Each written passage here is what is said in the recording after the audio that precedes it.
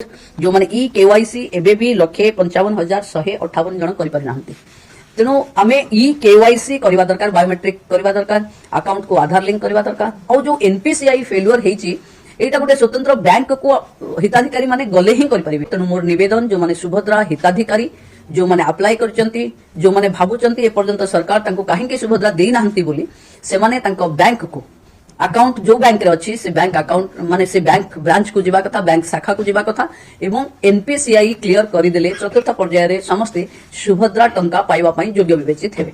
सुप्रभात दर्शक बंधु, आज जानुआरी 3 तारिख शनिवार। चलंतु नजर पकेबा आज देश विदेश प्रमुख खबर गुड़िक उपरे। किंतु ता पूर्व जदि आपण माने वीडियो को लाइक करना है वीडियो को लाइक करी कमेंट रे जय जगन्नाथ लिखंतु।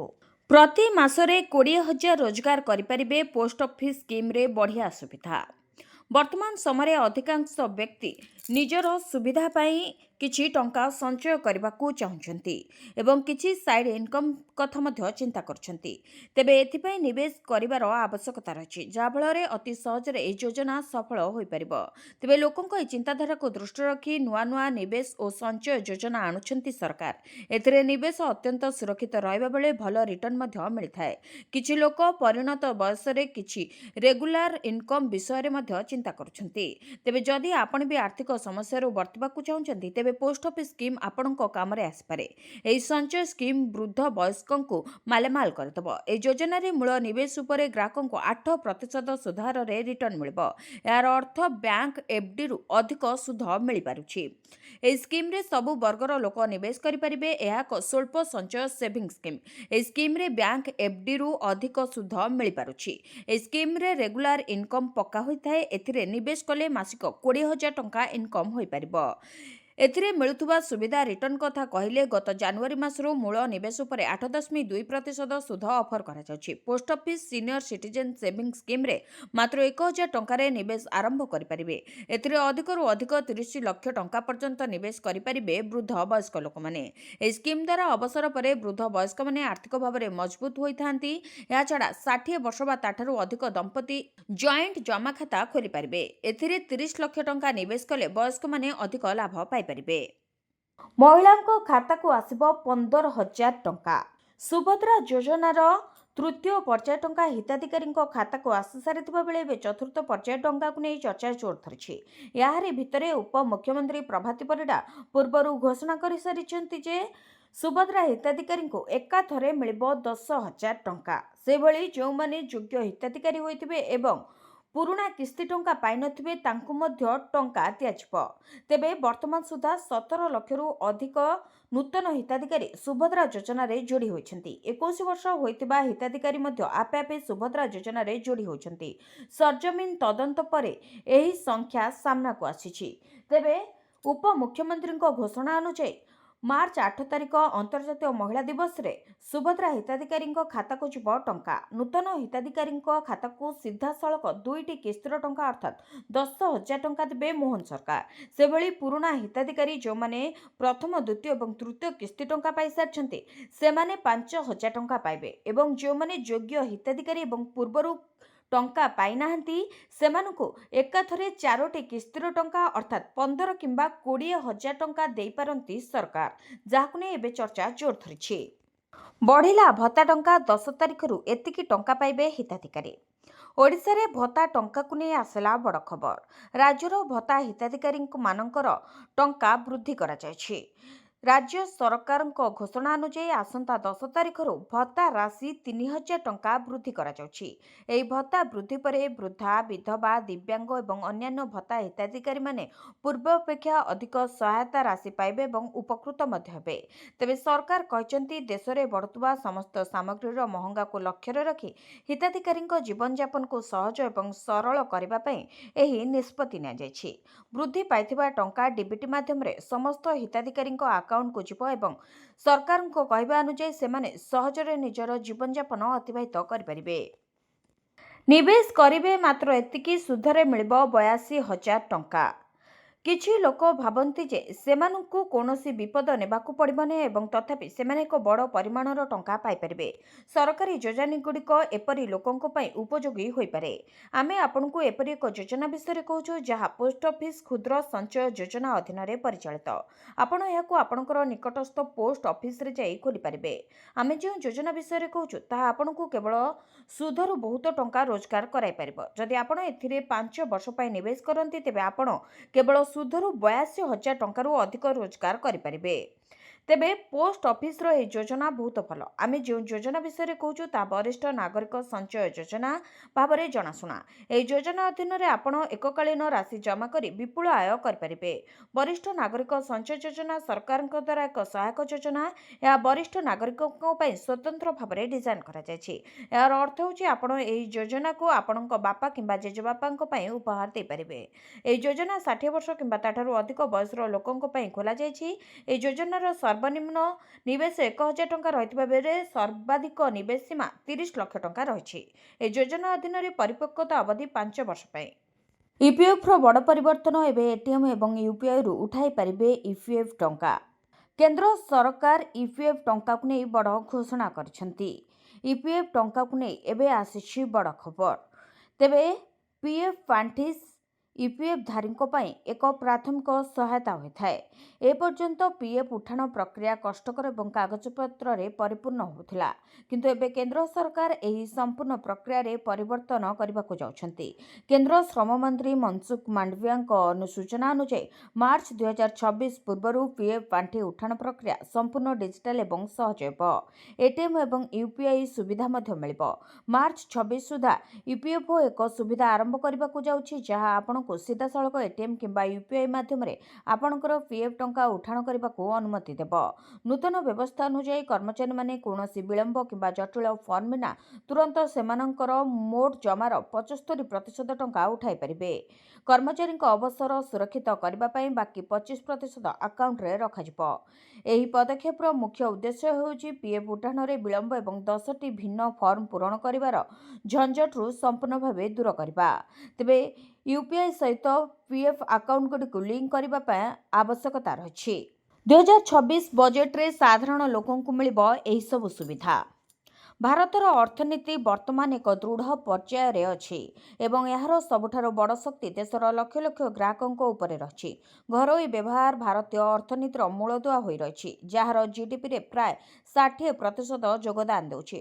2026 ବଜେଟ୍ ଆସିବା ସହିତ ନୀତି ନିର୍ଦ୍ଧାରକମାନେ ସାଧାରଣ ଲୋକଙ୍କ ଖର୍ଚ୍ଚ ଶକ୍ତି ବଜାୟ ରଖିବା ପାଇଁ ସେମାନଙ୍କ ପକେଟ୍ ଉପରେ ବୋଝ ହ୍ରାସ କରିବା ଉପରେ ଧ୍ୟାନ ଦେଉଛନ୍ତି। ବିଶ୍ୱସ୍ତରୀୟ ଅନିଶ୍ଚିତତା ମଧ୍ୟରେ ଯଦି ଦେଶର ଗ୍ରାହକମାନେ ଆତ୍ମବିଶ୍ୱାସୀ ରୁହନ୍ତି ତେବେ ଅଭିବୃଦ୍ଧିର ଗତି ସ୍ୱୟଂଚାଳିତ ଭାବେ ଦୃଢ଼ ରହିଥାଏ। ଜିଏସ୍ଟିର ନୂତନ ପର୍ଯ୍ୟାୟ ଜିଏସ୍ଟି 2.0 ଏହି ଦିଗରେ ଏକ ଗୁରୁତ୍ୱପୂର୍ଣ୍ଣ ପଦକ୍ଷେପ ବୋଲି ବିବେଚନା କରାଯାଉଛି। ଟିକସ ସ୍ଲାବକୁ ସରଳୀକରଣ କରିବା, 2ଟି ମୁଖ୍ୟ ହାରକୁ ସ୍ଥାନାନ୍ତର କରିବା ଏବଂ ଦୈନନ୍ଦିନ ଆବଶ୍ୟକତା ଇଲେକ୍ଟ୍ରୋନିକ୍ସ ଏବଂ ଛୋଟ କାର ଉପରେ ଟିକସ ହ୍ରାସ କରିବା ଦ୍ୱାରା ସାଧାରଣ ଲୋକଙ୍କୁ ସିଧାସଳଖ ଆଶ୍ୱସ୍ତି ମିଳିଛି। ଏହା ସାମଗ୍ରୀ ଶସ୍ତା କରିଛି ଏବଂ ଲୋକଙ୍କ ପାଖରେ ଖର୍ଚ୍ଚ କରିବା ପାଇଁ ଅଧିକ ଟଙ୍କା ରହିଛି। ଏହା ଖୁଚୁରା ବିକ୍ରୟ ଏବଂ ବଜାର କାର୍ଯ୍ୟକଳାପରେ ବୃଦ୍ଧି ପାଇଛି, ଯାହାର ପରିଣାମ ଜିଏସ୍ଟି ସଂଗ୍ରହରେ ସ୍ପଷ୍ଟ ଭାବରେ ଦୃଶ୍ୟମାନ ହେଉଛି। ତେବେ ଗ୍ରାହକଙ୍କ ପାଇଁ ଲାଭ ହୋଇଛି ଏହି ଜିଏସ୍ଟି। ସରକାର ଏବଂ ଶିଳ୍ପ ମଧ୍ୟରେ ନିରନ୍ତର ଆଲୋଚନା ମଧ୍ୟ ଜିଏସ୍ଟି ବ୍ୟବସ୍ଥାର ଏକ ପ୍ରମୁଖ ସକାରାତ୍ମକ ଦିଗ ରହିଛି। ପେଟ୍ରୋଲ, ଡିଜେଲ ଏବଂ ବିଦ୍ୟୁତ୍କୁ ଜିଏସ୍ଟି ଅଧୀନକୁ ଆଣିବାର ଆବଶ୍ୟକତା ରହିଛି। ତେବେ ପେଟ୍ରୋଲ, ଡିଜେଲ, ଗ୍ୟାସ୍ ଏବଂ ପବନ ଟର୍ବାଇନ୍ ଇନ୍ଧନ ଜିଏସ୍ଟି ବାହାରେ ରହିଛି, ଯାହା ପରିବହନ ଏବଂ ଲଜିଷ୍ଟିକ୍ସକୁ ମହଙ୍ଗା କରୁଛି। ସେହିପରି ଇନପୁଟ୍ ଟ୍ୟାକ୍ସ କ୍ରେଡିଟ୍ ଉନ୍ନତ କରିବାର ମଧ୍ୟ ଆବଶ୍ୟକତା ରହିଛି। ରିଫଣ୍ଡ ଏବଂ ବିବାଦ ସମାଧାନ ମଧ୍ୟ ଗୁରୁତ୍ୱପୂର୍ଣ୍ଣ ରହିଛି। ଜାନୁଆରୀ 10ରୁ ମିଳିବ ଗ୍ରୀନ୍ ଷ୍ଟିକର। ଜାଣନ୍ତୁ କେଉଁଠୁ ପାଇବେ। ଜାନୁଆରୀ 10ରୁ ମିଳିବ ଗ୍ରୀନ୍ ଷ୍ଟିକର। ପ୍ରଦୂଷଣ ସାର୍ଟିଫିକେଟ୍ ଥିଲେ ମିଳିବ ଷ୍ଟିକର। ପ୍ରଦୂଷଣ ନିୟନ୍ତ୍ରଣ ସାର୍ଟିଫିକେଟ୍ ପାଇଁ ନିୟମ କଡ଼ାକଡ଼ି କରାଯାଇଥିବା ବେଳେ ଏବେ ଏହାକୁ ନେଇ ବଡ଼ ଘୋଷଣା କରିଛନ୍ତି ରାଜ୍ୟ ସରକାର। ପିୟୁସିସି ଥିଲେ ଆର୍ଟିଓରୁ ମିଳିବ ଗ୍ରୀନ୍ ଷ୍ଟିକର। ତେବେ ଏବେ ସମସ୍ତଙ୍କ ମନରେ ପ୍ରଶ୍ନ, ଏହି ଗ୍ରୀନ୍ ଷ୍ଟିକର କିଭଳି ଦେଖାଯାଉଥିବ, କେଉଁଠୁ ମିଳିବ, କେବେ ମିଳିବ? ଏବେ ଏହାକୁ ନେଇ ସ୍ପଷ୍ଟ କରିଛନ୍ତି ରାଜ୍ୟ ସରକାର। ରାଜ୍ୟର ସମସ୍ତ ଆର୍ଟିଓ ଅଫିସରେ ଗ୍ରୀନ୍ ଷ୍ଟିକର ଉପଲବ୍ଧ ହେବ। ଏନେଇ ବଡ଼ ଘୋଷଣା କରିଛନ୍ତି ରାଜ୍ୟ ସରକାର। ଆସିଲା ଖୁସି ଖବର, ଖୁବ୍ ଶୀଘ୍ର ରାଜ୍ୟରେ ଲାଗୁ ହେବ 8ମ ବେତନ କମିଶନ। ଅଷ୍ଟମ ବେତନ କମିଶନ ଆଶାୟୀଙ୍କ ପାଇଁ ଆସିଲା ଖୁସି ଖବର। ଖୁବ୍ ଶୀଘ୍ର ରାଜ୍ୟରେ ଲାଗୁ ହେବ ଅଷ୍ଟମ ବେତନ କମିଶନ। ରାଜ୍ୟ ସରକାର ଏନେଇ ବଡ଼ ନିଷ୍ପତ୍ତି ନେଇଛନ୍ତି। ନୂତନ ବର୍ଷ ଅବସରରେ ଆସାମରେ ସରକାରୀ କର୍ମଚାରୀ ଏବଂ ପେନ୍ସନଭୋଗୀଙ୍କ ପାଇଁ ନୂଆବର୍ଷ ଭେଟି ଦେଇଛନ୍ତି ସରକାର। ସେଠାକାର ମୁଖ୍ୟମନ୍ତ୍ରୀ ହିମନ୍ତ ବିଶ୍ବ ଶର୍ମା ଏକ ବଡ଼ ଘୋଷଣା କରିଛନ୍ତି। ଆସାମ ଦେଶର ପ୍ରଥମ ରାଜ୍ୟ ଭାବରେ ଅଷ୍ଟମ ରାଜ୍ୟ ବେତନ କମିଶନ ଗଠନ କରିବାକୁ ନିଷ୍ପତ୍ତି ନେଇଛି। କେନ୍ଦ୍ର ସରକାରଙ୍କ ଅଷ୍ଟମ ବେତନ କମିଶନ ସମ୍ପର୍କରେ ସାରା ଦେଶରେ ଆଲୋଚନା ଚାଲିଥିବା ବେଳେ ଆସାମ ସରକାର ଏଥିପାଇଁ ଏକ ରାଜ୍ୟସ୍ତରୀୟ ପ୍ୟାନେଲ ଗଠନ ଘୋଷଣା କରି ନେତୃତ୍ୱ ନେଇଛନ୍ତି। ମୁଖ୍ୟମନ୍ତ୍ରୀ ଶର୍ମା କହିଛନ୍ତି ଯେ ଏହି ପଦକ୍ଷେପ କର୍ମଚାରୀଙ୍କ କଲ୍ୟାଣ ପାଇଁ ଏକ ଐତିହାସିକ ନିଷ୍ପତ୍ତି। ଅଷ୍ଟମ ବେତନ କମିଶନ ଗଠନ ହେବା ପରେ ଲକ୍ଷ ଲକ୍ଷ ରାଜ୍ୟ ସରକାରୀ କର୍ମଚାରୀଙ୍କ ଦରମା ଏବଂ ଅବସରପ୍ରାପ୍ତ କର୍ମଚାରୀଙ୍କ ପେନ୍ସନରେ ଏକ ଉଲ୍ଲେଖନୀୟ ବୃଦ୍ଧି ଘଟିବ ବୋଲି ଆଶା କରାଯାଉଛି।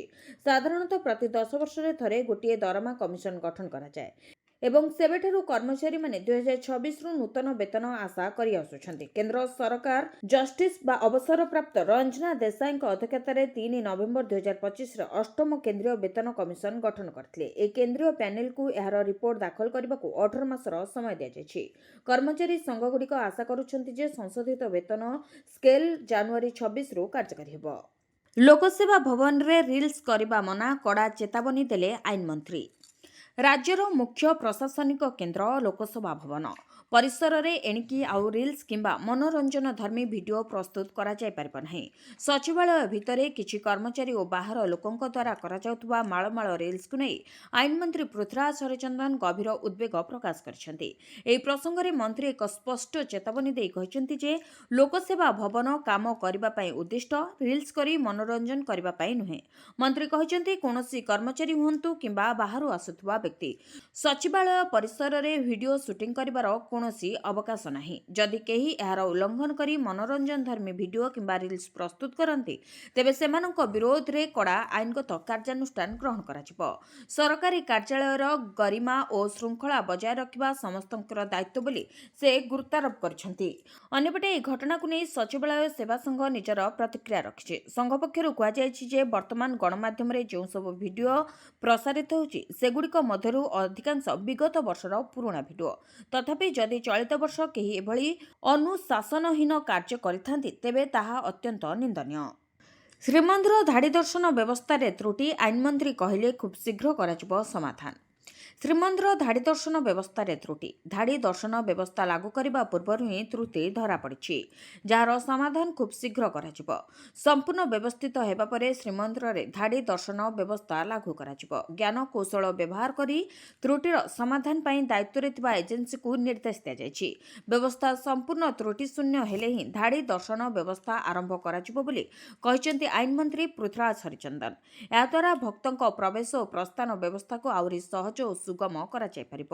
ପୁରୀବାସୀଙ୍କ ପାଇଁ ଶ୍ରୀଜୀଉଙ୍କ ଦର୍ଶନ ନେଇ ଯେଉଁ ଦାବି ଥିଲା ତାହାକୁ ତର୍ଜମା କରାଯିବ ବୋଲି କହିଛନ୍ତି ମନ୍ତ୍ରୀ। ଶ୍ରୀମନ୍ଦିରରେ ଭକ୍ତଙ୍କ ପ୍ରବଳ ସମାଗମକୁ ଦୃଷ୍ଟିରେ ରଖି ଧାଡ଼ି ଦର୍ଶନ ବ୍ୟବସ୍ଥା କରିଛନ୍ତି ସରକାର। ଶ୍ରୀକ୍ଷେତ୍ରରେ ଆଜିଠାରୁ ଆରମ୍ଭ ହୋଇଯାଇଛି ଶ୍ରୀଜଗନ୍ନାଥ ବିଶ୍ୱ ଆଧ୍ୟାତ୍ମିକ ସମାବେଶ 2026। ଏଥିରେ ଦେଶ ବିଦେଶର ସାଧୁସନ୍ଥ ଓ ଶ୍ରଦ୍ଧାଳୁ ସାମିଲ ହୋଇଛନ୍ତି। ସମାବେଶକୁ ଉଦ୍ଘାଟନ କରିଛନ୍ତି ପୁରୀ ପୀଠ ଶଙ୍କରାଚାର୍ଯ୍ୟ ଜଗଦ୍ଗୁରୁ ନିଶ୍ଚଳାନନ୍ଦ ସରସ୍ୱତୀ ମହାରାଜ। ଜାନୁଆରୀରେ କିଭଳି ରହିବ ଶୀତ ଜାଣନ୍ତୁ ଆଇଏମ୍ଡିର ସମ୍ପୂର୍ଣ୍ଣ ପୂର୍ବାନୁମାନ। 2026 ମସିହା ଆରମ୍ଭରୁ ହିଁ ସମଗ୍ର ଭାରତରେ ଶୀତର ପ୍ରକୋପ ବୃଦ୍ଧି ପାଇବାରେ ଲାଗିଛି। ଭାରତୀୟ ପାଣିପାଗ ବିଭାଗ ବା ଆଇଏମ୍ଡିର ସଦ୍ୟତମ ସୂଚନା ଅନୁଯାୟୀ ଜାନୁଆରୀ ମାସରେ ଦେଶର ଅଧିକାଂଶ ଭାଗରେ ପ୍ରବଳ ଶୀତ ସହିତ ଶୀତ ଲହରୀ ଏବଂ ଘନ କୁହୁଡ଼ି ଦେଖାଯିବାର ସମ୍ଭାବନା ରହିଛି। ବିଶେଷକରି ଉତ୍ତର ପଶ୍ଚିମ ଏବଂ ଉତ୍ତର ପୂର୍ବ କିଛି ଭାଗରେ ଶୀତର ପ୍ରଭାବ ଅଧିକ ରହିବ। ଆଇଏମ୍ଡି ଅନୁଯାୟୀ ଜାନୁଆରୀ ମାସରେ ଉତ୍ତର ପଶ୍ଚିମ ଏବଂ ଉତ୍ତର ପୂର୍ବ ଭାରତର ଅନେକ ରାଜ୍ୟରେ ସର୍ବନିମ୍ନ ତାପମାତ୍ରା ସ୍ୱାଭାବିକଠାରୁ କମ୍ ରହିପାରେ। ଜାନୁଆରୀରେ କେବଳ ପ୍ରବଳ ଥଣ୍ଡା ପଡ଼ିବ ତାହା ନୁହେଁ, ବରଂ କୁହୁଡ଼ି, ଶୀତ ଲହରୀ ଏବଂ ଅସାଧାରଣ ଭାବରେ କମ୍ ତାପମାତ୍ରା ଦେଶର ଅନେକ ସ୍ଥାନରେ ବିପର୍ଯ୍ୟୟ ସୃଷ୍ଟି କରିପାରେ, ଯାହା ସାଧାରଣ ଜୀବନକୁ ବ୍ୟାହତ କରିପାରେ। ଆଇଏମ୍ଡି ଅନୁଯାୟୀ ଚଳିତ ମାସରେ ଥଣ୍ଡାର ପ୍ରଭାବ ଦେଶର ଅଧିକାଂଶ ସ୍ଥାନରେ ଅନୁଭୂତ ହେବ। ସାଧାରଣ ଲୋକଙ୍କ ଦୈନନ୍ଦିନ ଜୀବନଚର୍ଯ୍ୟା ଗୁରୁତର ଭାବେ ପ୍ରଭାବିତ ହୋଇପାରେ। ଆଇଏମ୍ଡି ଏହା ମଧ୍ୟ କହିଛି ଯେ ଉତ୍ତର ପଶ୍ଚିମ ଭାରତର ପୂର୍ବ ଏବଂ ପଶ୍ଚିମ, ଉତ୍ତରପ୍ରଦେଶ, ଉତ୍ତରାଖଣ୍ଡ, ହରିୟାଣା, ପଞ୍ଜାବ, ହିମାଚଳ ପ୍ରଦେଶ, ଜମ୍ମୁ ଏବଂ କାଶ୍ମୀର, ଏବଂ ଲଦାଖ ଅଞ୍ଚଳରେ ଜାନୁଆରୀରୁ ମାର୍ଚ୍ଚ ମାସ ପର୍ଯ୍ୟନ୍ତ ପ୍ରବଳ ଥଣ୍ଡା ଅନୁଭୂତ ହେବ। ହିମାଳୟ ପର୍ବତାଞ୍ଚଳରେ ହେଉଥିବା ବରଫପାତ ଯୋଗୁଁ ସମତଳ ଅଞ୍ଚଳକୁ ଶୀତ ପବନ ବହିବ, ଯାହାଫଳରେ ରାତିର ତାପମାତ୍ରା 3ରୁ 4 ଡିଗ୍ରୀ ପର୍ଯ୍ୟନ୍ତ ଖସିପାରେ। ଆରମ୍ଭ ହେଲା ଯୁକ୍ତ 2 ପ୍ରାକ୍ଟିକାଲ ପରୀକ୍ଷା। ସମସ୍ତ ଷ୍ଟ୍ରିମ୍ର 2 ଲକ୍ଷରୁ ଅଧିକ ଛାତ୍ରଛାତ୍ରୀ ଦେଲେ ପରୀକ୍ଷା। ଯୁକ୍ତ 2 ପ୍ରାକ୍ଟିକାଲ ପରୀକ୍ଷା ଆରମ୍ଭ ହୋଇଛି। ଉଚ୍ଚ ମାଧ୍ୟମିକ ଶିକ୍ଷା ପରିଷଦ ଦ୍ୱାରା ପରିଚାଳିତ ଯୁକ୍ତ 2 ପ୍ରାକ୍ଟିକାଲ ପରୀକ୍ଷା ଆରମ୍ଭ ହୋଇଯାଇଛି। ଚଳିତ ବର୍ଷ କଳା, ବିଜ୍ଞାନ, ବାଣିଜ୍ୟ, ଧନ୍ଦାମୂଳକ ବିଭାଗରେ 2 ଲକ୍ଷରୁ ଅଧିକ ଛାତ୍ରଛାତ୍ରୀ ପ୍ରାକ୍ଟିକାଲ ଓ ପରୀକ୍ଷା ଦେଇଛନ୍ତି। ବିଜ୍ଞାନ ବିଭାଗରେ ସର୍ବାଧିକ 1 ଲକ୍ଷରୁ ଅଧିକ ଓ କଳା ବିଭାଗରେ ପ୍ରାୟ 80,000 ପରୀକ୍ଷାର୍ଥୀ ରହିଛନ୍ତି। ଜାନୁଆରୀ 15 ପର୍ଯ୍ୟନ୍ତ ଚାଲିବାକୁ ଥିବା ପରୀକ୍ଷାରେ ବିଜ୍ଞାନ ବିଭାଗର 12ଟି, କଳା ବିଭାଗର 8, ବାଣିଜ୍ୟ ବିଭାଗର 2, ଧନ୍ଦାମୂଳକ ବିଭାଗର 10ରୁ ଅଧିକ ବିଷୟରେ ପ୍ରାକ୍ଟିକାଲ ପରୀକ୍ଷା ହେବ। ପରୀକ୍ଷାର 15 ମିନିଟ୍ ପୂର୍ବରୁ ପରୀକ୍ଷାର୍ଥୀ କେନ୍ଦ୍ରରେ ପହଞ୍ଚିବା ଆବଶ୍ୟକତା ଏବଂ ପରୀକ୍ଷା ଆରମ୍ଭ ହେବାର 30 ମିନିଟ୍ ପର୍ଯ୍ୟନ୍ତ ପରୀକ୍ଷାର୍ଥୀଙ୍କୁ ପ୍ରବେଶ ପାଇଁ ସୁଯୋଗ ମିଳିବ। ତେବେ ପରୀକ୍ଷାରେ କୌଣସି ପ୍ରକାର ସମସ୍ୟା ଉପୁଜିଲେ ତୁରନ୍ତ ପରିଷଦ ପରୀକ୍ଷା ନିୟନ୍ତ୍ରକଙ୍କ ଦୃଷ୍ଟିକୁ ଆଣିବାକୁ ପରିଷଦ ପକ୍ଷରୁ କୁହାଯାଇଛି। ପ୍ରାକ୍ଟିକାଲ ପରୀକ୍ଷା ଅନୁଷ୍ଠିତ ହୋଇଛି। ପରୀକ୍ଷା ପୂର୍ବରୁ ସମସ୍ତ କେନ୍ଦ୍ରରେ ସିସିଟିଭିକୁ ସୁନିଶ୍ଚିତ ମଧ୍ୟ କରାଯାଇଛି।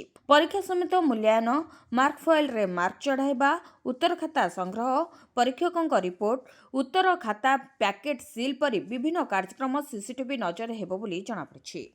ମଣ୍ଡି ସମସ୍ୟା ଭିତରେ ରାଜ୍ୟରେ ଧାନ କିଣା ସମ୍ପର୍କରେ ତଥ୍ୟ ରଖିଲେ ସରକାର। 18ଟି ଜିଲ୍ଲାରେ ଜାରି ରହିଛି ଧାନ ସଂଗ୍ରହ। ରାଜ୍ୟରେ ଧାନ କିଣା ସମ୍ପର୍କରେ ତଥ୍ୟ ରଖିଛନ୍ତି ସରକାର। ରାଜ୍ୟର 18ଟି ଜିଲ୍ଲାରେ ଏବେ ଧାନ ସଂଗ୍ରହ ଜାରି ରହିଛି। ଚାଷୀଙ୍କ ଆକାଉଣ୍ଟକୁ ଗଲାଣି ପ୍ରାୟ 2,566 କୋଟି ଟଙ୍କା। ସୂଚନାଯୋଗ୍ୟ ଯେ ବର୍ତ୍ତମାନ ସୁଦ୍ଧା ରାଜ୍ୟର 18ଟି ଜିଲ୍ଲା ଯଥା ବାଲେଶ୍ୱର, ବରଗଡ଼, ବଲାଙ୍ଗୀର, ବୌଦ୍ଧ, ଦେବଗଡ଼, ଗଞ୍ଜାମ, ଝାରସୁଗୁଡ଼ା, କଳାହାଣ୍ଡି, କେନ୍ଦୁଝର, କୋରାପୁଟ, ମାଲକାନଗିରି, ମୟୂରଭଞ୍ଜ, ନବରଙ୍ଗପୁର, ନୂଆପଡ଼ା, ରାୟଗଡ଼ା, ସମ୍ବଲପୁର, ସୁବର୍ଣ୍ଣପୁର ଏବଂ ସୁନ୍ଦରଗଡ଼ ଜିଲ୍ଲାରେ ପଞ୍ଜୀକୃତ ଚାଷୀମାନଙ୍କଠାରୁ ଧାନ ସଂଗ୍ରହ ଜାରି ରହିଛି। ଅଦ୍ୟାବଧି ଏହିସବୁ ଜିଲ୍ଲାର 2,49,888 ଜଣ ଚାଷୀଙ୍କଠାରୁ 11,10,602 ମାଟ୍ରିକ୍ ଟନ୍ ଧାନ ସଂଗ୍ରହ କରାଯାଇସାରିଲାଣି। ଏଥିସହ ଧାନ କ୍ୱିଣ୍ଟାଲ ପିଛା ସର୍ବନିମ୍ନ ସହାୟକ ମୂଲ୍ୟ ବାବଦକୁ 1,961 କୋଟି ଟଙ୍କା ଏବଂ ଇନପୁଟ୍ ସହାୟତା ବାବଦକୁ 605 କୋଟି ଟଙ୍କା ଭାବେ ପ୍ରାୟ 2,566 କୋଟି ଟଙ୍କା ଚାଷୀମାନଙ୍କ ଆକାଉଣ୍ଟକୁ ପ୍ରଦାନ କରାଯାଇଛି। ଏହି ଅର୍ଥରାଶି ସେମାନଙ୍କ ଆକାଉଣ୍ଟକୁ ଧାନ ବିକ୍ରୟର 48 ଘଣ୍ଟା ମଧ୍ୟରେ ପ୍ରଦାନ କରାଯାଉଛି। ରାଜ୍ୟରେ ଚଳିତ ଖରିଫ ଋତୁରେ ସରକାରୀ ସ୍ତରରେ ଧାନ ସଂଗ୍ରହ ଜାରି ରହିଛି। ପଞ୍ଜୀକୃତ ଚାଷୀମାନେ ସେମାନଙ୍କ ମଣ୍ଡିକୁ ଆସି ନିଜର ଧାନ ବିକ୍ରୟ ଚାଲୁ ରଖିଛନ୍ତି। ଏହି ଦିନ ଚାଷୀଙ୍କ ଆକାଉଣ୍ଟକୁ ଆସିବ କିସ୍ତି ଟଙ୍କା। ଆସିଲା ବଡ଼ ଅପଡେଟ୍। ପ୍ରଧାନମନ୍ତ୍ରୀ କିଷାନ ସମ୍ମାନ ନିଧି ଯୋଜନାର 22ତମ କିସ୍ତି ଟଙ୍କା ଫେବୃଆରୀ 28 ସୁଦ୍ଧା ଜାରି ହେବାର ଆଶା କରାଯାଉଛି। ଏହି କିସ୍ତିରୁ ପ୍ରାୟ 10 କୋଟି ଚାଷୀ ଉପକୃତ ହେବାର ସମ୍ଭାବନା ରହିଛି। ଚାଷୀମାନେ ପୂର୍ବରୁ 21ଟି କିସ୍ତି ପାଇସାରିଛନ୍ତି, କିନ୍ତୁ ସମସ୍ତେ ଏବେ ପରବର୍ତ୍ତୀ ଟଙ୍କା ପାଇଁ ଉତ୍ସାହର ସହିତ ଅପେକ୍ଷା କରିଛନ୍ତି। ବର୍ତ୍ତମାନ ପରବର୍ତ୍ତୀ ଇନଷ୍ଟଲମେଣ୍ଟର ରିଲିଜ୍ ସମ୍ପର୍କରେ କୌଣସି ସରକାରୀ ଘୋଷଣା ହୋଇନାହିଁ। ତେବେ ଜାତୀୟ ଗଣମାଧ୍ୟମର ରିପୋର୍ଟ ଅନୁଯାୟୀ ଏହା ଫେବୃଆରୀ ଶେଷ ସପ୍ତାହ ସୁଦ୍ଧା ରିଲିଜ୍ କରାଯିବ ବୋଲି କୁହାଯାଉଛି। ତେବେ ପ୍ରଧାନମନ୍ତ୍ରୀ କିଷାନ ସମ୍ମାନ ନିଧି ଯୋଜନାର 22ତମ କିସ୍ତି ପାଇବା ପାଇଁ ଆପଣଙ୍କୁ କିଛି ଗୁରୁତ୍ୱପୂର୍ଣ୍ଣ ପ୍ରକ୍ରିୟା ପୂରଣ କରିବାକୁ ପଡ଼ିବ। ଚାଷୀମାନେ ସେମାନଙ୍କର ବ୍ୟାଙ୍କ ଆକାଉଣ୍ଟଗୁଡ଼ିକୁ ଆଧାର କାର୍ଡ ସହିତ ଲିଙ୍କ କରିବା ଉଚିତ। EKYC ପୂରଣ କରିବାକୁ ପଡ଼ିବ। ଜମି ରେକର୍ଡଗୁଡ଼ିକୁ ମଧ୍ୟ ଯାଞ୍ଚ ଏବଂ ଅପଡେଟ୍ କରିବାକୁ ପଡ଼ିବ। ଏହି କାର୍ଯ୍ୟଗୁଡ଼ିକୁ ସମାପ୍ତ କରିବାରେ ବିଫଳ ହେଲେ କିସ୍ତି ଟଙ୍କା ଅଟକି ଯାଇପାରେ। ପୁରୀ ଦୁର୍ଘଟଣା 4 ଲକ୍ଷ ଅନୁକମ୍ପା ରାଶି ଘୋଷଣା କଲେ ମୁଖ୍ୟମନ୍ତ୍ରୀ। ପୁରୀ ବଡ଼ଦାଣ୍ଡ ବଳଗଣ୍ଡି ଛକରେ ଘଟିଥିବା ଦୁର୍ଘଟଣାରେ ପ୍ରାଣ ହରାଇଥିବା 5 ବର୍ଷର ନାବାଳକଙ୍କ ପରିବାରକୁ ଅନୁକମ୍ପା ରାଶି ଘୋଷଣା କରାଯାଇଛି। 4 ଲକ୍ଷ ଟଙ୍କା ସହାୟତା ରାଶି ଘୋଷଣା କରିଛନ୍ତି ମୁଖ୍ୟମନ୍ତ୍ରୀ। ବୋଲେରୋ ଓ ସ୍କୁଟି ଧକ୍କାରେ ଜଣେ ନିଷ୍ପାପ ଶିଶୁଙ୍କ ଦେହାନ୍ତ ହେବା ପରେ ସ୍ଥାନୀୟ ଅଞ୍ଚଳରେ ଉତ୍ତେଜନା ପ୍ରକାଶ ପାଇଥିଲା। ମୃତକଙ୍କ ପରିବାର ଲୋକେ ଓ ସ୍ଥାନୀୟ ଲୋକମାନେ ରାସ୍ତାରୋକ କରିବା ସହ ମେଡିକାଲରେ ଅବ୍ୟବସ୍ଥା ଓ ବଡ଼ଦାଣ୍ଡରେ ଟ୍ରାଫିକ୍ ସମସ୍ୟା ନେଇ ପ୍ରଶାସନକୁ ଦାୟୀ କରିଥିଲେ। ତେବେ ବଡ଼ଦାଣ୍ଡରେ ଜେଜେ ଓ ତାଙ୍କ 5 ବର୍ଷୀୟ ନାତି ସ୍କୁଟିରେ ଜଳଖିଆ କିଣିବାକୁ ବଳଗଣ୍ଡି ଛକକୁ ଆସିଥିଲେ। ଜଳଖିଆ କିଣିବା ପରେ ଉଭୟ ସ୍କୁଟିରେ ଯାଉଥିବା ବେଳେ ପଛରେ ଆସି ଏକ ବୋଲେରୋ ହଠାତ୍ ଧକ୍କା ଦେଇଥିଲା। ଜେଜେ ତଳେ ପଡ଼ିଯିବା ପରେ ବୋଲେରୋଟି ଛୋଟ ପିଲାଟିକୁ ଘୋଷାଡ଼ି ନେଇଥିଲା। ଏହା ଦେଖି ଲୋକମାନେ ହୋହାଲ୍ଲା କରିବାରୁ ବୋଲେରୋ ଡ୍ରାଇଭର ଫେରାର ହେବାକୁ ଯାଉଥିବା ବେଳେ ଲୋକମାନେ ତାଙ୍କୁ କାବୁ କରିଥିଲେ। ସାଙ୍ଗେ ସାଙ୍ଗେ ସ୍ଥାନୀୟ ଲୋକେ ପିଲାଟିକୁ ଜିଲ୍ଲା ମୁଖ୍ୟ ଚିକିତ୍ସାଳୟକୁ ନେଇଥିଲେ, ହେଲେ ପିଲାଟିକୁ ଡାକ୍ତର ମୃତ ବୋଲି ଘୋଷଣା କରିଥିଲେ। ମୃତ ନାବାଳକ ହେଲେ ଶ୍ରେୟାଂଶ ଦେ। ସ୍ଥାନୀୟ ଅଞ୍ଚଳରେ ଉତ୍ତେଜନା ପ୍ରକାଶ ପାଇଥିଲା। ପୋଲିସ ପହଞ୍ଚି ତଦନ୍ତ ଆରମ୍ଭ କରିଥିଲା। ଭୟଙ୍କର ଦୁର୍ଘଟଣା। ବାଇକ୍କୁ ଘୋଷାଡ଼ି ନେଲା ବସ୍, ଚକା ତଳେ ଗଲା 3 ଜୀବନ। ମୟୂରଭଞ୍ଜ ଜିଲ୍ଲା ରାଇରଙ୍ଗପୁର ଉପଖଣ୍ଡ ଗ୍ରାମାଞ୍ଚଳ ଥାନା ଅଧୀନ ହାଟ ବାଦଡ଼ା ରାଣାବନ୍ଧ ଅଞ୍ଚଳର 22 ନମ୍ବର ଜାତୀୟ ରାଜପଥରେ ଏକ ଭୟଙ୍କର ଦୁର୍ଘଟଣା ଘଟିଥିଲା। ଯାତ୍ରୀବାହୀ ବସ୍ଟି ଏକ ବାଇକ୍କୁ ଧକ୍କା ଦେଇ ଘୋଷାଡ଼ି ନେବାରୁ ଚକା ତଳେ 3 ଆରୋହୀଙ୍କ ଜୀବନ ଯାଇଛି। ମୃତକମାନଙ୍କ ପରିଚୟ ମିଳିନଥିବା ବେଳେ ସମସ୍ତେ ଝାଡ଼ଖଣ୍ଡ ରାଜ୍ୟର ବୋଲି ପ୍ରାଥମିକ ସୂତ୍ରରୁ ଜଣାପଡ଼ିଛି। ଏହାକୁ ନେଇ ଅଞ୍ଚଳରେ ଉତ୍ତେଜନା ପ୍ରକାଶ ପାଇଛି। ପୁଲିସ ଘଟଣାସ୍ଥଳରେ ପହଞ୍ଚି ପରିସ୍ଥିତି ନିୟନ୍ତ୍ରଣ କରିବାରେ ଲାଗିଛି। ଏବର୍ଷ ଓଡ଼ିଶାରୁ ବାହାରିବେନି ଓଏଏସ୍, ଆଶାୟୀଙ୍କ ସ୍ୱପ୍ନ ଭାଙ୍ଗିଦେଲା ଓପିଏସ୍ସି। ଓଡ଼ିଶା ସିଭିଲ୍ ସର୍ଭିସ ପରୀକ୍ଷା 2025 ପାଇଁ ପ୍ରକାଶିତ ବିଜ୍ଞପ୍ତି ଲକ୍ଷାଧିକ ଆଶାୟୀଙ୍କୁ ଝଟକା ଦେଇଛି। କାରଣ ବିଜ୍ଞପ୍ତିରେ ଓଏଏସ୍, ଓଆର୍ଏସ୍, ଓଏଫ୍ଏସ୍ ପାଇଁ ନାହିଁ ଗୋଟିଏ ବିପଦ। ଗୋଟିଏ ପଟେ ସରକାର କହୁଛନ୍ତି ଫାଙ୍କା ପଡ଼ିଥିବା ପଦରେ ନିଯୁକ୍ତି ଦେବୁ, ଅନ୍ୟପଟେ ବିଭାଗ କହୁଛି ଆମ ବିଭାଗରେ ଫାଙ୍କା ନାହିଁ ପଦବୀ। ବର୍ଷ ବର୍ଷର ଏ ସଂଘର୍ଷ କେବଳ ଓଏଏସ୍ ହେବା ପାଇଁ। ଏଥିପାଇଁ ଦିନରାତି କରିଦେଇଥିଲେ ଏକ, ହେଲେ ଏମାନଙ୍କ ଓଏଏସ୍ ଅଫିସର ହେବା ସ୍ୱପ୍ନକୁ ଧୂଳିସାତ୍ କରିଦେଇଛି ସରକାରଙ୍କ ତ୍ରୁଟି।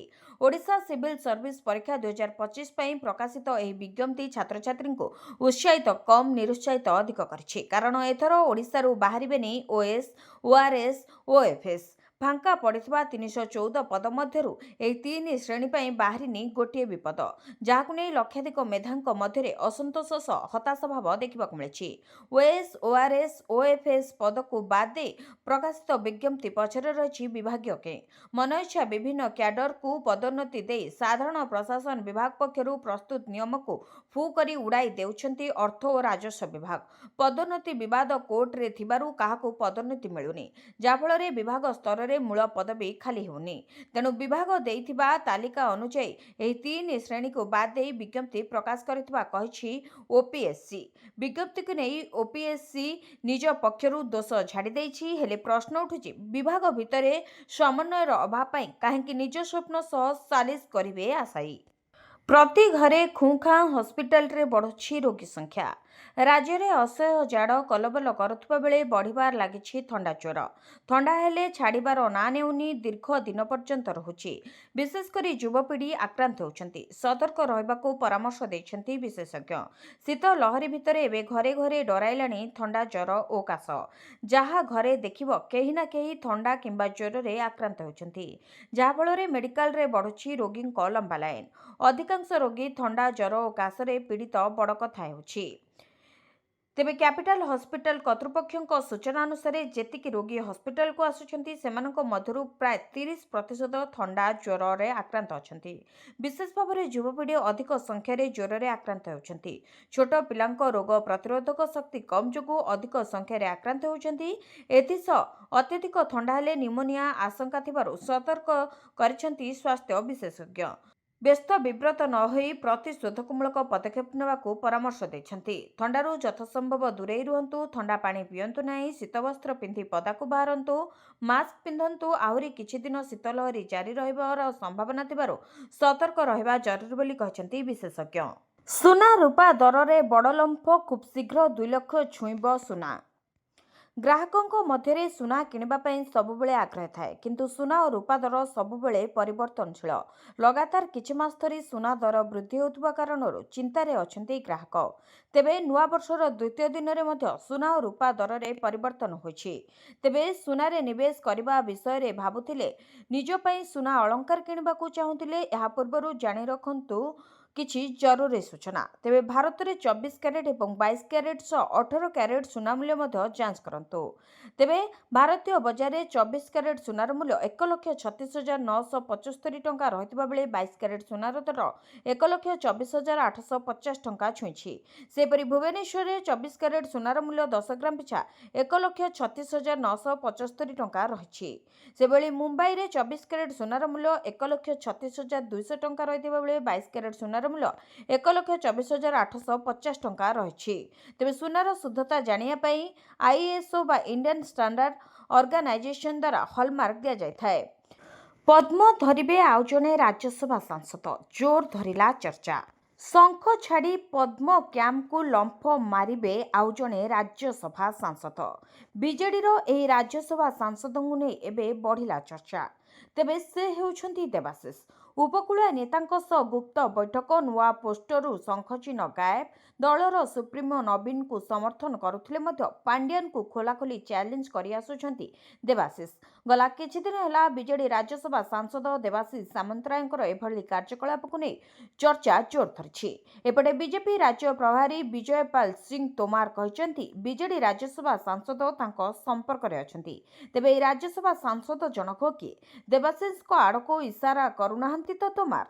ତେବେ ରାଜ୍ୟ ବିଜେପି ପ୍ରଭାରୀ ବିଜୟପାଲ ସିଂ ତୋମାରଙ୍କ ବୟାନ ଯେ କିଛି ବିଜେଡି ରାଜ୍ୟସଭା ସାଂସଦ ତାଙ୍କ ସମ୍ପର୍କରେ ଅଛନ୍ତି, ଏହା ବିଜେଡିରେ ପୁଣି ଗୁଞ୍ଜରଣ ସୃଷ୍ଟି କରିଛି, ଯାହାକୁ ନେଇ ଏବେ ଚର୍ଚ୍ଚା ଜୋର ଧରିବା ସହ ରାଜ୍ୟ ରାଜନୀତି ମଧ୍ୟ ବେଶ ସରଗରମ ହୋଇଛି। ପ୍ରଶ୍ନ ଉଠୁଛି ଯେ ବିଜୟପାଲ ସିଂ ତୋମାର କ'ଣ ଦେବାଶିଷଙ୍କ ଆଡ଼କୁ ଇସାରା କରୁଛନ୍ତି? ବିଗତ କିଛିଦିନ ଭିତରେ ଦେବାଶିଷ ସାମନ୍ତରାୟଙ୍କ ବୟାନ ମଧ୍ୟ ଏହାକୁ ଇଙ୍ଗିତ କରୁଛି ଯେ ସେ ବିଜେପି ଆଡ଼କୁ ଢଳିପାରନ୍ତି। ଓଡ଼ିଶାକୁ ସମ୍ପୂର୍ଣ୍ଣ ଦୁର୍ନୀତିମୁକ୍ତ କରିବା ପାଇଁ ଅଭିଯାନ ଜାରି ରହୁ, ଭିଜିଲାନ୍ସ ବିଭାଗକୁ ମୁଖ୍ୟମନ୍ତ୍ରୀଙ୍କ ପରାମର୍ଶ। ଭିଜିଲାନ୍ସ ବିଭାଗକୁ ପରାମର୍ଶ ଦେଲେ ମୁଖ୍ୟମନ୍ତ୍ରୀ। କହିଲେ ଓଡ଼ିଶାକୁ ସମ୍ପୂର୍ଣ୍ଣ ଦୁର୍ନୀତିମୁକ୍ତ କରିବା ପାଇଁ ଅଭିଯାନ ଜାରି ରହୁ। ବୈଠକର ଆଲୋଚନାରୁ ଜଣାପଡ଼ିଛି 2025 ଏପ୍ରିଲ 1ରୁ ଡିସେମ୍ବର 31 ମଧ୍ୟରେ ରାଜ୍ୟ ସରକାର ଭିଜିଲାନ୍ସକୁ 125ଟି କେସ୍ର ତଦନ୍ତ କରିବା ପାଇଁ ନିର୍ଦ୍ଦେଶ ଦେଇଛନ୍ତି, ଯାହାକି ଏକ ବଡ଼ ରେକର୍ଡ ସୃଷ୍ଟି କରିଛି। ପୂର୍ବରୁ ଏହି 9 ମାସର ସମୟ ଅବଧି ମଧ୍ୟରେ ରାଜ୍ୟ ସରକାର କେବେ ବି ଏତେ ସଂଖ୍ୟକ କେସ୍ ତଦନ୍ତ କରିବା ପାଇଁ ଦେଇନାହାନ୍ତି। ଗତ 20 ବର୍ଷର ଇତିହାସକୁ ପଛରେ ପକାଇ ଓଡ଼ିଶା ଭିଜିଲାନ୍ସ ଏକ ଉତ୍କୃଷ୍ଟ ଉଦାହରଣ ସୃଷ୍ଟି କରିଛି। ସରକାରଙ୍କ ଦୁର୍ନୀତି ବିରୋଧରେ ଶୂନ୍ୟ ସହନଶୀଳତା ନୀତି ଯୋଗୁଁ ରାଜ୍ୟରେ ଭିଜିଲାନ୍ସ ବିଭାଗ ସକ୍ରିୟ ଭାବରେ କାର୍ଯ୍ୟକାରୀ ଦୁର୍ନୀତିଖୋରମାନଙ୍କୁ ଧରିବାରେ ସଫଳ ହୋଇଛି। ତେବେ ମୁଖ୍ୟମନ୍ତ୍ରୀ ମୋହନ ଚରଣ ମାଝୀଙ୍କ ଅଧ୍ୟକ୍ଷତାରେ ଲୋକସେବା ଭବନଠାରେ ଭିଜିଲାନ୍ସ ବିଭାଗର ଏକ ସମୀକ୍ଷା ବୈଠକରୁ ଏହା ସ୍ପଷ୍ଟ ହୋଇଛି। ବୈଠକର ଆଲୋଚନାରୁ ଜଣାପଡ଼ିଛି 2025 ଏପ୍ରିଲ 1ରୁ ଡିସେମ୍ବର 31 ମଧ୍ୟରେ ରାଜ୍ୟ ସରକାର ଭିଜିଲାନ୍ସକୁ 125ଟି କେସ୍ର ତଦନ୍ତ କରିବା ପାଇଁ ନିର୍ଦ୍ଦେଶ ଦେଇଛନ୍ତି। ଭିଡ଼ିଓଟିକୁ ଶେଷ ଯାଏ ଦେଖିଥିବାରୁ ଆପଣଙ୍କୁ ଧନ୍ୟବାଦ। ଯଦି ଆପଣମାନେ ଏପର୍ଯ୍ୟନ୍ତ ଆମ ଭିଡ଼ିଓକୁ ଲାଇକ୍ କରିନାହାନ୍ତି, ଆମ ଭିଡ଼ିଓକୁ ଲାଇକ୍ କରି କମେଣ୍ଟରେ ଜୟ ଜଗନ୍ନାଥ ଲେଖନ୍ତୁ। ଏଥିସହିତ ଆମ ଚ୍ୟାନେଲକୁ ସବସ୍କ୍ରାଇବ୍ କରି ପାଖରେ ଥିବା ବେଲ୍ ଆଇକନ୍କୁ ପ୍ରେସ୍ କରନ୍ତୁ।